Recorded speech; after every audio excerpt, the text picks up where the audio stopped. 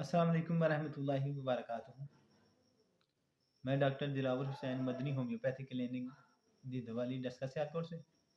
आज का हमारा जो टॉपिक है हामला औरतों के अमराज में, वो है गशी और हिस्टीरिया।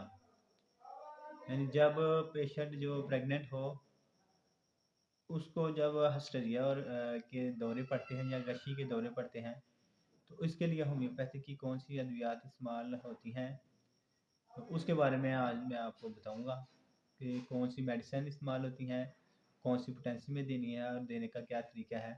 ये सारा डिस्कस हम इस टॉपिक में करेंगे। तो चलिए शुरू करते हैं।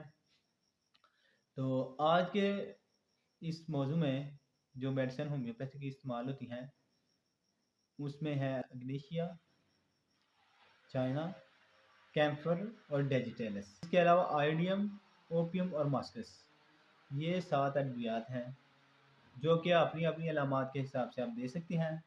और देने का तरीका यही है कि जो मेडिसिन सेलेक्ट हो उसको आपने 2 घूंट पानी लेना है, उसमें इसके 5 कतरे डालकर आपने सुबह दोपहर शाम देने हैं। इंशाल्लाह मरीज़ का जो मसला है गशी का या हिस्टीरिया का वो ठीक हो जाएगा। आज का हमारा टॉपिक खत्म होता है।